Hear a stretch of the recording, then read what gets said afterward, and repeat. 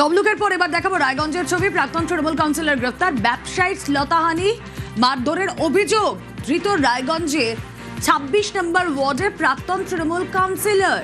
কথা বলবো, মুক্তা প্রতিনিধি রয়েছেন সঙ্গে। মুক্তা, দেখো, রুমেলা রায়গঞ্জের প্রাক্তন কাউন্সিলর ওরফে অভিজিৎ সাহা গ্রেফতার।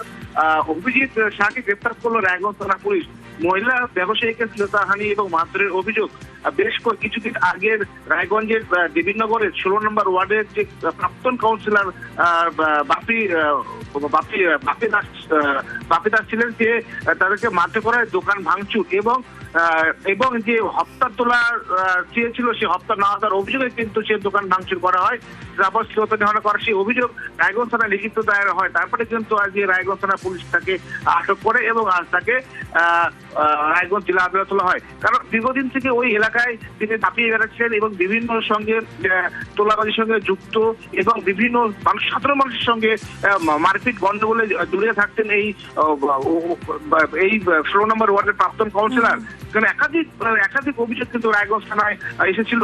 তার অভিযোগে কিন্তু আর কি গ্রেফতার করছে রায়গঞ্জ থানা পুলিশ। তবে একে কেন্দ্র করে এলাকার শোরগোল এবং বলা যেতে পারে যারা তৃণমূল সরকার আমলে যারা যেসব কাউন্সিলর হোক বা নেতারা ছিল রায়গঞ্জ থানায় অভিযোগ হয়েছে বা দুর্নীতির সাথে যুক্ত, তারা কিন্তু রায়গঞ্জ শহর থেকে পালিয়ে রয়েছে অন্যত্র। এখনো পর্যন্ত রায়গঞ্জ শহরে প্রচুর। ওকে মুক্তা,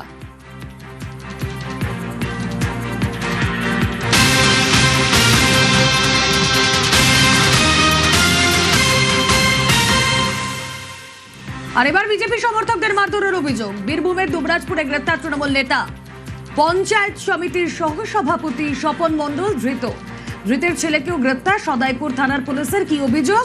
অভিযোগ হলো বিজেপি সমর্থকদের মারধর করা হয়। কথা বলবো, সুপ্রতিম রয়েছেন সঙ্গে। সুপ্রতিম, কি কারণে মারধর, কেনই বা করতে হলো তাদেরকে এরকম পরিস্থিতি তৈরি?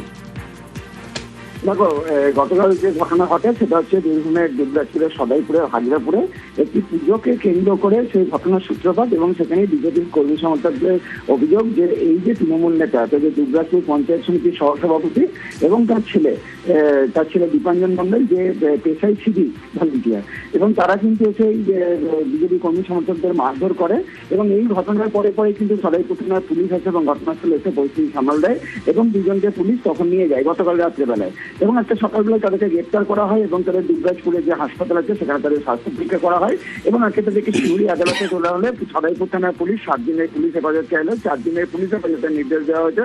যদি এই ঘটনায় কিন্তু আহত 4 জন বিজেপি কর্মী সমর্থক তারা শিউরি হাসপাতালে ভর্তি রয়েছে এবং তাদের অভিযোগের ভিত্তিতে কিন্তু তাদেরকে গ্রেপ্তার করা হয়েছে তৃণমূলের নেতা এবং তার ছেলেকে। ওকে, বোম বাস্টিং করেছিল এবং ঘর বাস্টিং করার ফলে পুলিশ গিয়েছিল। আমি এফআইআর করেছিলাম, যাদের নাম তাদেরকে তো অ্যারেস্ট করলো না। তারপরে ওরা চারিদিক থেকে বোম, তারপরে ড্রিল মেরে ঘরটাকে দেখেনগা একদম ভেঙে তছনছ করে দিয়েছে। হাত করা কেন? কারণ আমরা টিএমসি করি, এইটাই হচ্ছে মেন কারণ। এখন আমার যেটা মনে হচ্ছে পুলিশ যা করলো তাতে মনে হচ্ছে যে হ্যাঁ, বিজেপির নেতৃত্বেই হচ্ছে।